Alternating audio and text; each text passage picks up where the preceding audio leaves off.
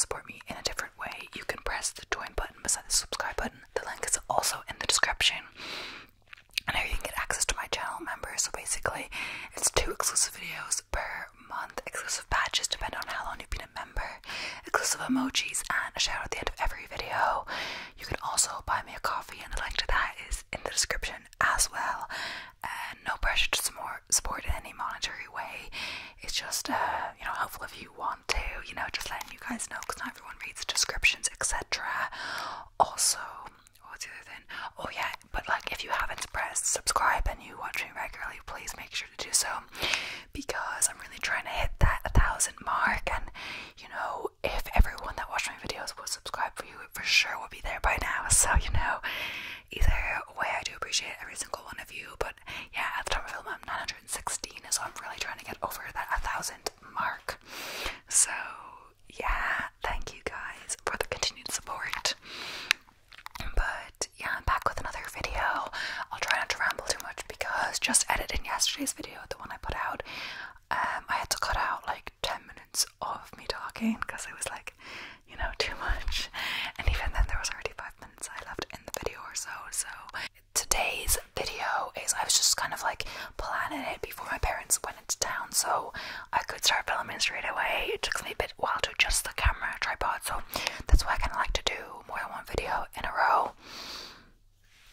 So it's basically codes that are 6 secret codes, or codes that remain unsolved through history, etc.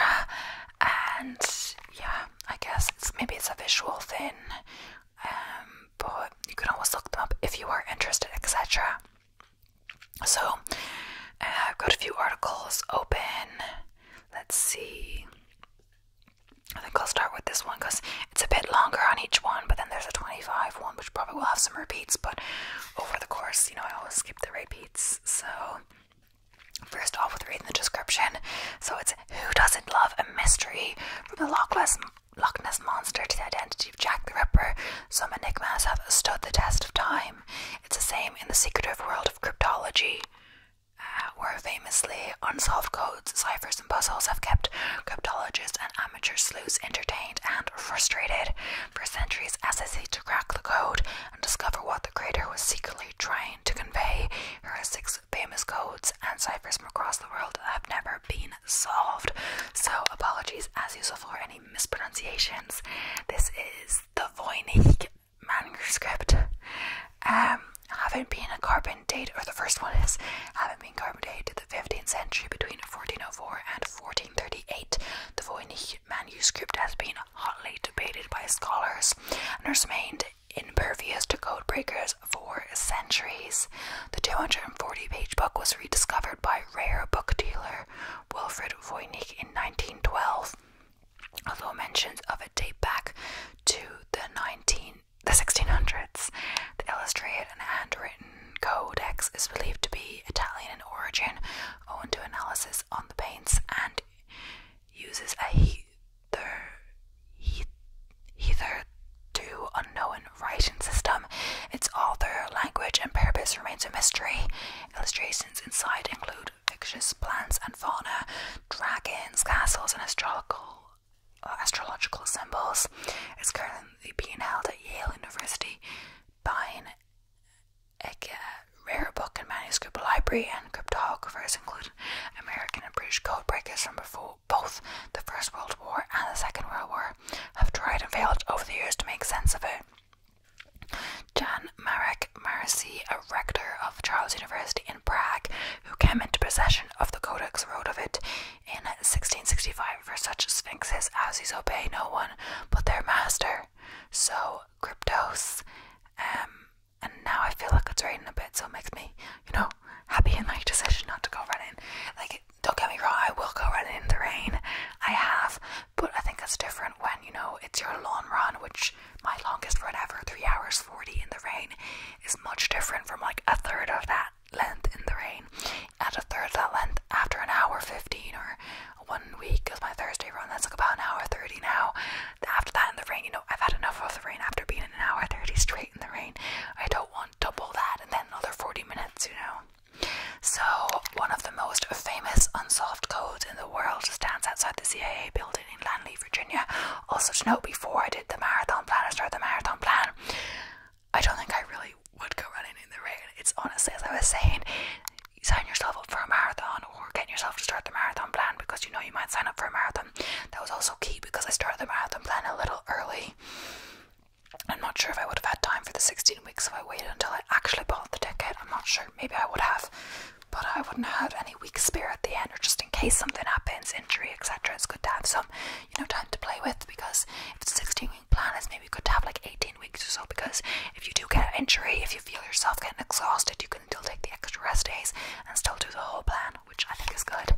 And then if you don't need any extra, you can just add a bit to a plan and be even more prepared, before the taper. Either way, I just found it's really motivational. It makes you suddenly like, I'm so consistent with all my runs.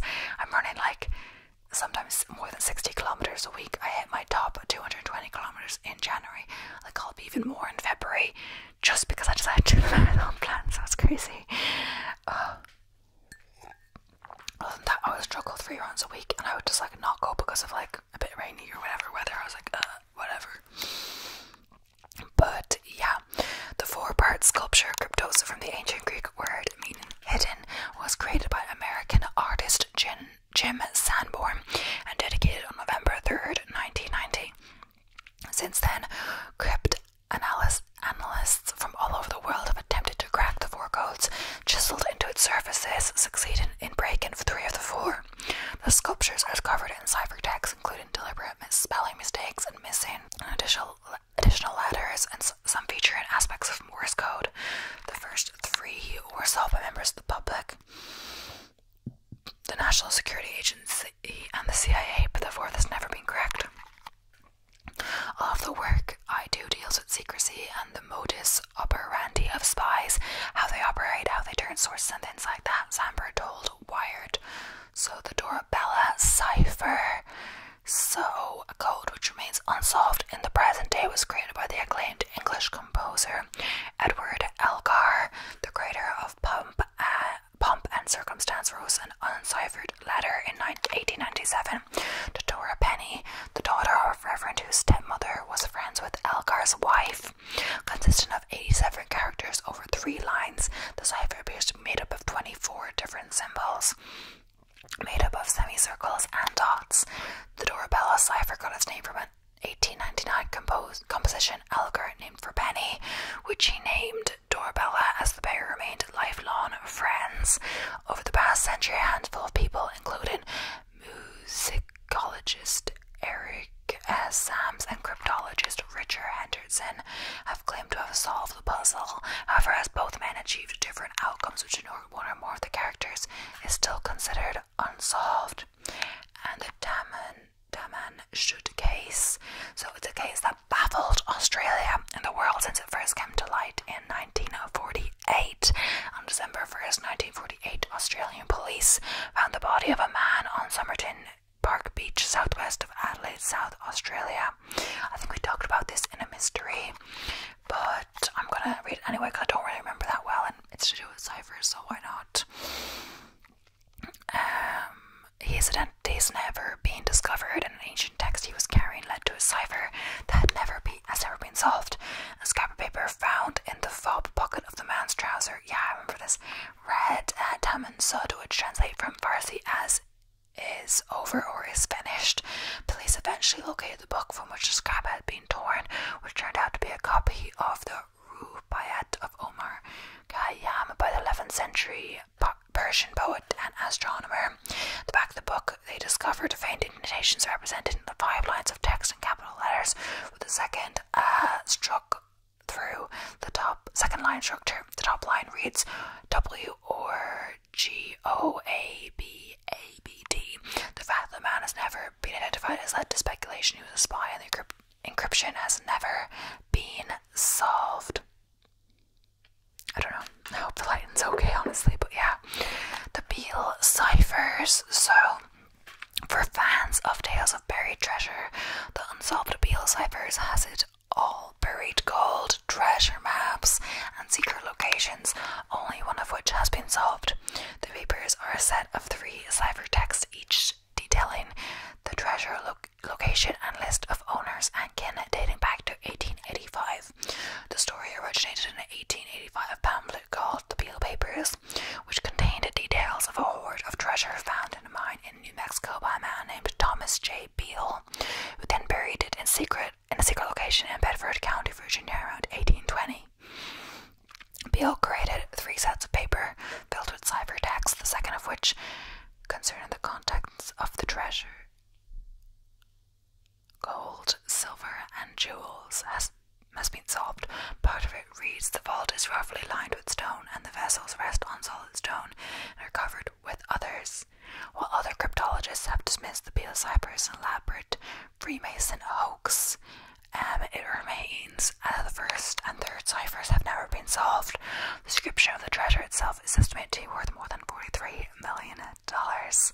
So the final flight of the carrier pigeon in NERP 40 TW194, even the best brains of Britain's Second World War former code-breaking headquarters of Bletchley Park have been stumped by a message attached to a military carrier pigeon's leg found in a suburban fireplace in England in 1982.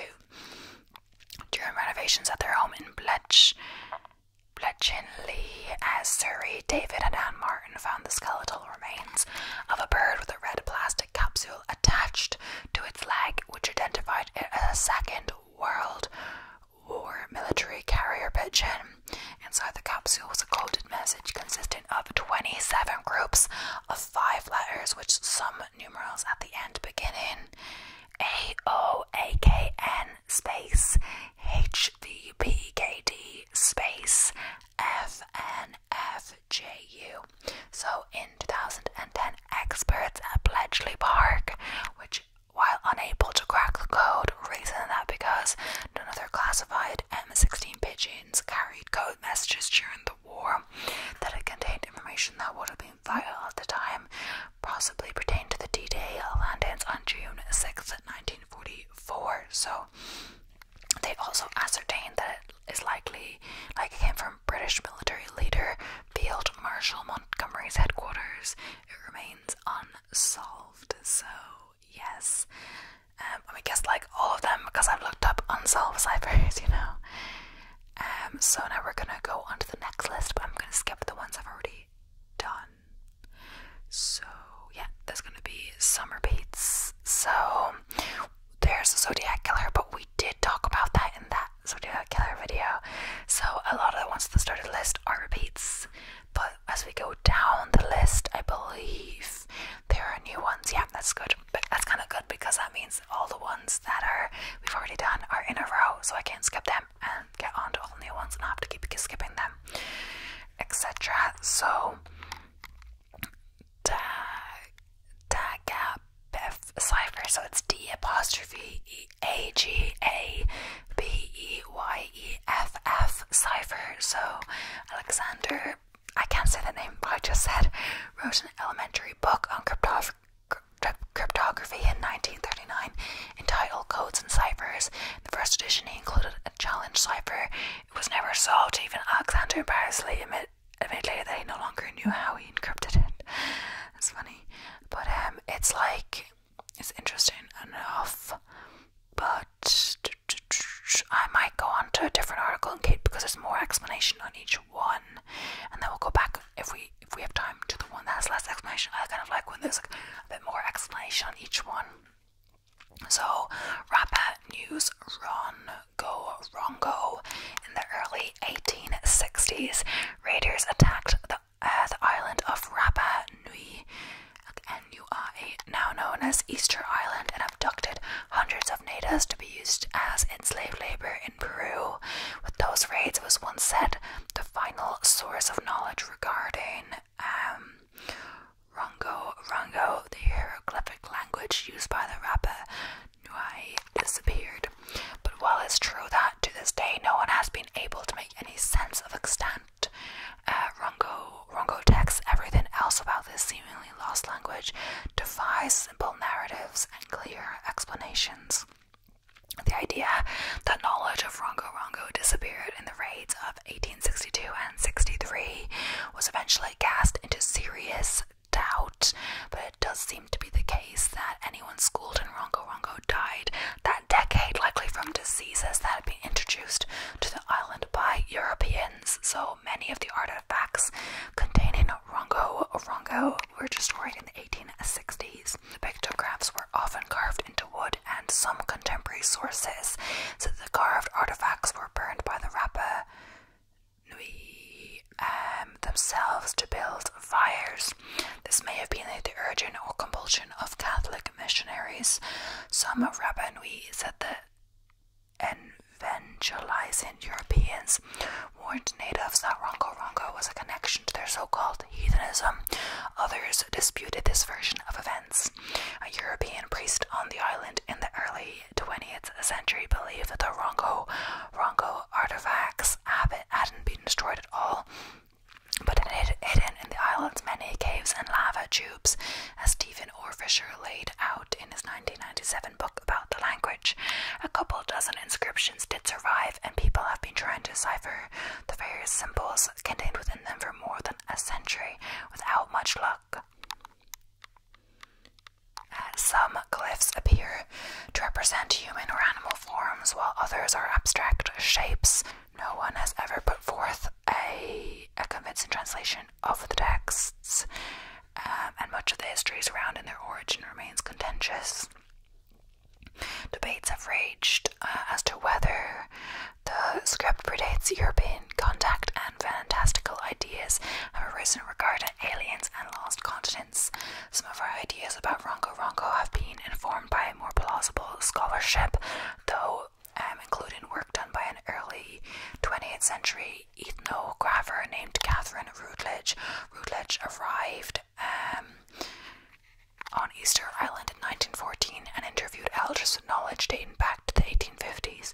Among the most intriguing pieces of information gleaned in her interviews is the fact that, according to her sources, young Rapa Nui students of the past were able to master Rongo Rongo in just a few months. So, now moving on to, there's some repeats in this article. Honestly, it's all repeats, I believe, except that first one. Repeat. Oh, so this is a new one, and then we're going to move on to the longer article. So Ricky McCormick's notes: when the body of Ricky McCormick, a possible homicide victim, was discovered in June 1999, officials found 2 handwritten notes in his pants pockets consisting of an indecipherable string of letters. McCormick was allegedly functionally illiterate. His mother, Frankie Sparks, said the only thing he could write was his name. He didn't write a no code. Actually, I feel like we've done this before, but I might as well continue. I can't remember now. Could have been one of my mysteries. I do so many cold case crime ones. I'm not really sure on mystery ones. But authorities don't believe the notes are meaningless scribbles. They actually released the possible ciphers to the public in 2011 in the hopes that someone might help solve them. McCormick's girlfriend believed he could have been involved in trafficking marijuana. He also had a number of health problems, perhaps brought about by his smoking habit.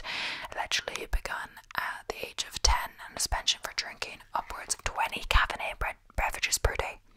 Well, a natural cause of death can be ruled out, but McCormick's perpetrated a connection to illegal activity, and the mysterious circumstances surrounding his death have led many to conclude that something nefarious happened.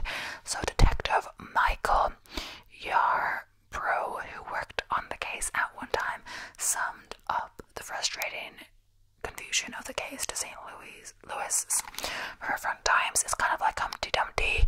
All the pieces are there, but how do you put them back together? So Linear A, in 1990, a large number of clay tablets dating back to 1800s BC were discovered in Crete. They contained 2 different types of scripts, which were named Linear A and Linear B. Linear B was fully deciphered in the 1950s, while Linear A remains unsolved. The Phaistos disc, a circular clay tablet about 6 inches across, it was discovered in Crete in the early 1900s, with an alphabet of 45 different symbols, has thus far remained uncracked. There have been suggestions, however, that it could help decipher Linear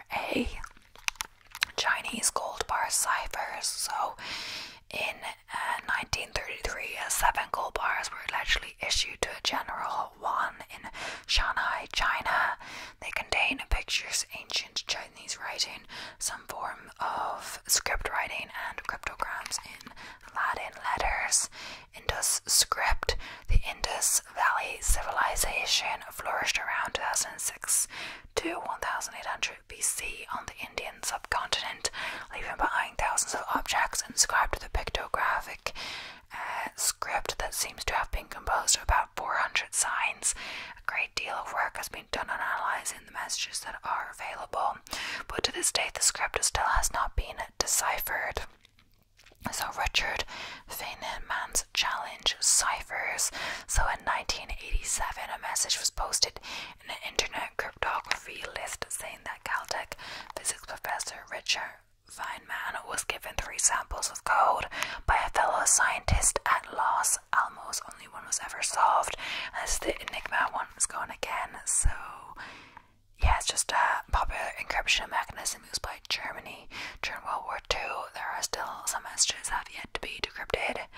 The Pigeon cipher, yeah, we talked about this one already. Rongo, we talked about this one. So Vinga, or Old European, so a collection of symbols found on many of the artifacts dating from between 6000 to 4500 BC, evacuated from sites in Southeast Europe, in particular from Pinsa near Belgrade. There's no agreement on whether these symbols are a writing system. Proto-Elamite, a script which has first appeared in about 2900 BC in Susa in southwestern Persia, modern Iran. It is yet to be deciphered, and the language it represents is unknown. Ronong code, named after the city of Ronong, or Ohonc, in what was then Western Hungary. This manuscript, written in an unknown language, is on display at the Hungarian Science Academy. Repeat. Okay, so KO cipher. Well, it's not technically unsolved anymore, as the algorithm has since been released. For numerous years, no one could decode the cipher that author J.F. Byrne had published in his autobiography. Sugborough inscription, OUOSVAVV. These letters are carved into a stone monument on the grounds of Sugborough Hall in Stratfordshire, England. In spite of much speculation, no one has ever managed to figure out their meaning. Navajo code talkers. So during World War II, the Allies used Navajo Indians for the purpose of encrypted communication. Navajo is one of the most notoriously hard to learn languages on Earth, with sounds that are uncommon to many other languages. Furthermore, the language itself used code, which made it hard even for native speakers to understand. It was never broken and played a crucial role in the Allied victory. Blitz ciphers discovered during World War II in a bombed cellar in East London. They show around 50 distinct calligraphic symbols. Some speculate that they could be 18th century Freemason ciphers. So Blisso ciphers, I believe we haven't done this one yet. The 16th century Italian cryptologist was responsible for many techniques still used today, and several of his challenge ciphers have yet to be decrypted. And Bacon cipher, Sir Francis Bacon was well known for creating and using what is now known as the Bacon cipher in his literary works. For the last several hundred years, there's been speculation that Sir Bacon was in fact responsible for writing the works of Shakespeare. This cipher may be found throughout the text. As of yet, there's been no conclusion in this matter, so I feel like I should have to find some more unsolved ciphers. Usually I have way too many articles open, but I'm missing some. Let's try to find some more.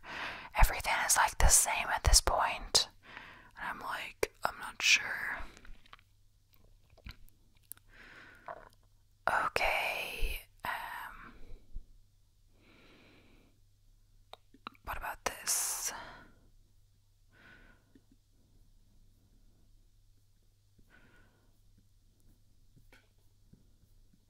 I guess I might go into a bit more of detail about this. I found another article that has more, so it's the top 50 unsolved encrypted messages. messages, and the number 3 is the DeBosny cryptograms. I think number 1 and 2 it says number 3, but I don't know what 1 is, but we've done number 2 at least, I think. For sure we have. It's about time to finish the series about the 50 most famous unsolved cryptograms. So it says number 3 on this list is the case of Henry DeBosny's 1836 to 1883 from Essex County, New York, who left behind 4 encrypted messages. These cryptograms represent one of the most intriguing mysteries in crypto history, as only few crypto experts have occupied themselves with these messages so far. Chances to solve them are not too bad.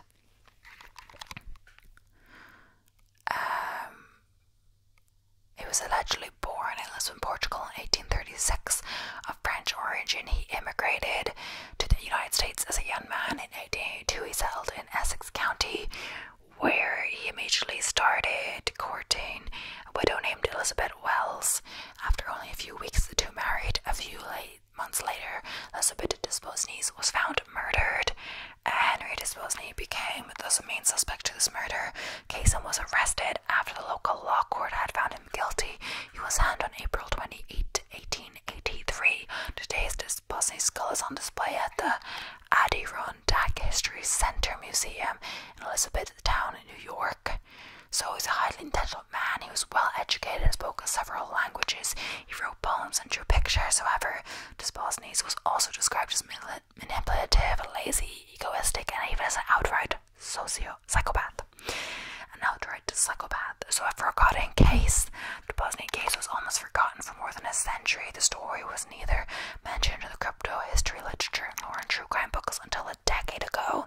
Then it was brought back to public attention by local author Sherry Farnsworth, who described the case in her 2010 book, The Adirondack Enigma. Most information provided in this article stems from this book. So, was he guilty? There's much evidence supporting that Henry Desposny was indeed the murderer of his wife Elizabeth. Anyways, Desposny asserted his innocence. On the other hand, Elizabeth Wells already was Desposny's third wife, with both of his earlier spouses having died young and in strange circumstances. It's therefore well possible Desposny even was a triple wife murderer. On court, Desposny claimed that Henry Desposny was not his real name, that he lived on a false identity. Is not clear whether the statement was true. So the cryptogram 1. While in prison, Henry Desposny created a number of texts and pictures. 4 passages of the writings he left behind were encrypted. All 4 of these cryptograms are still unsolved to date. As far from sure these encrypted messages contain anything useful, there is little chance that plain text shed some light on the open questions of this case. So cryptogram number 1 is a 6-line text written in an alphabet consisting of symbols, and there's pictures of these in the article. So here's a second cryptogram. More of this looks similar. I don't know. Third is the shortest of the 4. And then underneath it, there's like French. Like, oh, mes amis, je vous supplie, en grâce de bonne vouloir un instant. I'm not gonna read it all now, but yeah. The 4th resembles an encrypted poem. Some of the readers of this blog that I'm getting it on have posted an interesting fact about this poem-like text in German. Click here for details. Okay, so yeah, we're gonna move on to the cigarette case cryptogram. I'm not sure if it's all gonna be that interesting because like a lot of it, it's like you can see on pictures and you're gonna have to see the picture to know that. But either way, so click here to see the full top 20 list. Okay, either way.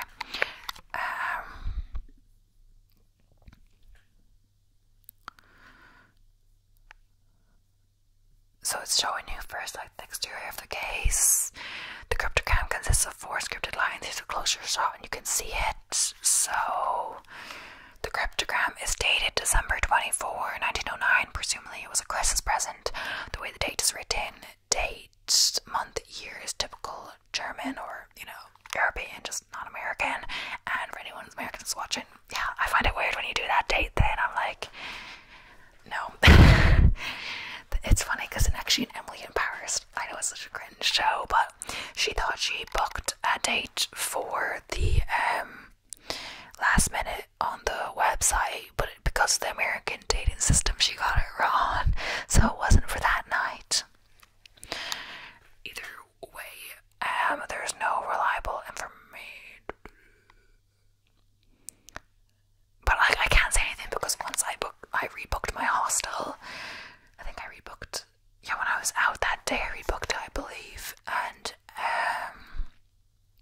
or maybe it was the original booking, I'm not sure. I think it was the rebook.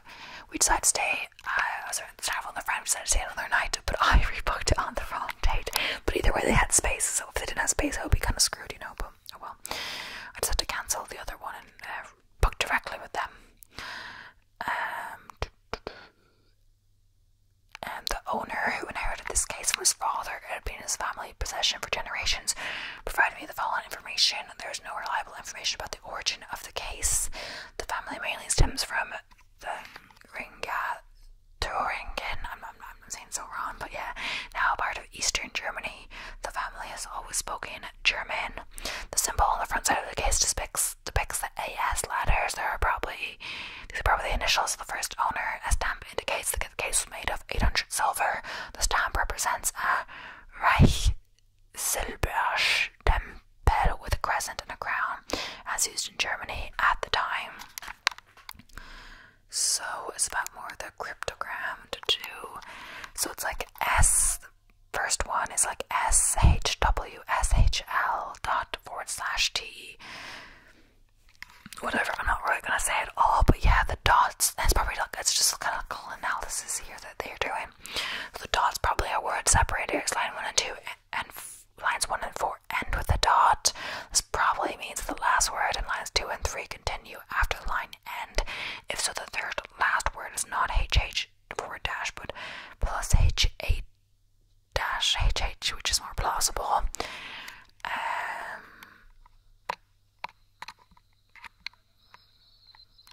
But yeah, it's just more about that. I'm not sure if this is the more interesting one because it's interesting, but it's very like specific to, you know, actually having to see it, reading it, etc.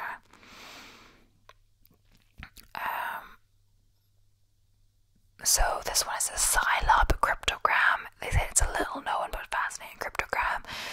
Few thoughts. They said I call Scilab cryptogram was discovered. They call it, so just that article, by British rock musician Scilab Chris Jeffs in the 1990s. If you don't know Scilab, here's one of his songs. It's not related to the cryptogram, but it gives you the impression of the music he makes that just, you know, unrelated. I guess he puts out his music. In 2007, Scilab, who lives in Berlin, Germany, published the following lines on his blog. In about 1995 or 1996, I was in a bookshop in central London.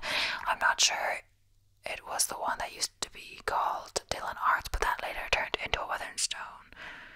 I'm sure it was the one that used to be called Dylan Arts, but then later turns into a Waterstones. Sorry, is it Weatherstones? I'm thinking of Weatherspoons, aren't I? Waterstones is like a popular book chain in the UK. I'm not sure if it's everywhere, especially it's in the UK for sure. There was a pile of mysterious booklets next to the main display near the entrance. A note next to them indicated that they were free. I asked one of the assistants what it was all about, and she said they didn't know, simply that some mysterious person was leaving them. I wonder if the symbols mean anything, or was just an elaborate and pointless joke. So they said someone provided them with the set of page scans, so they wrote to German Blockbuster about the mystery before, and like obviously I guess they're German, so it has kind of like pictures and different things. It kind of looks like a window to me. No, different things, I don't even know. It says, as can be seen, the Scilab cryptogram mainly consists of rectangular symbols. The booklet doesn't contain any letters or numbers, not even page numbers, although Scilab reported that there was a whole pile of specimen. I'm not aware of another copy of it. Over the years, many of the blog readers have commented on the Scilab cryptogram. Some know that similar geometric sequences are used in intelligent tests. Yeah, I think they are. Or like,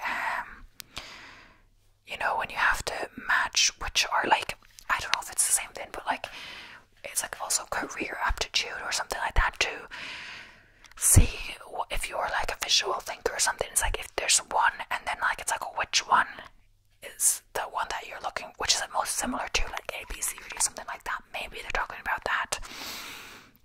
So it's for you to see like similarities, perhaps. Others suggest this booklet was used for a challenge response copy protection mechanism in 1980s computer program. So let's believe that as a game accessory, and then the Scilab cryptogram might simply be a piece of modern art without a real purpose. An encrypted text. So following the famous saying, if your only tool is a hammer, then every problem looks like a nail. My first guess was that the Scilab cryptogram was an encrypted message. Thankfully, Block created the following encryption table and frequency analysis.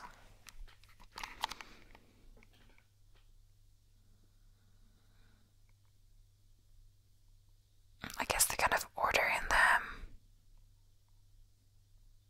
I don't know. It says, as Torsten found out, 24 different symbols appear in the Scilab cryptogram, which is consistent with a MASC encrypted English text. However, some of the symbols are only encountered at the beginning of the booklet, while very similar ones marked blue in the diagram above appear only at the end. This suggests that some glyphs are used in two versions. If this is the case, there are not enough different symbols to encode a text. A game accessory. It's saying they're talking about if it's related to board games, etc. I guess some of these are like kind of more like less knowing ones, which are good, so it's not all repeats, etc.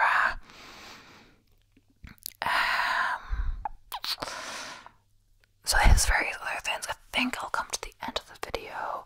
I'm not sure exactly how much I wanted, because I went to a bit extra because I rambled at the start, and I did a bit extra because there was something, the Enigma one, which I then just covered. I had to subscribe, so I didn't finish that one, so I might cut that bit out either way. I don't know the secrets about it in, but either way I think I've done enough, because I'm going to then do a second video and then do my workout. Perhaps that is the order. I think for sure either way. Thank you for watching. I hope you enjoyed, especially the last bit. I feel like it was more visual than, so some of these I'm not sure if I should really do it, like talking about natural phenomena. It's more interesting if you have the pictures, etc. Talking about this, you kind of actually need to see the codes, but I'm not actually trying to crack them or anything. But either way, thank you so much for watching. I hope you enjoyed. Please don't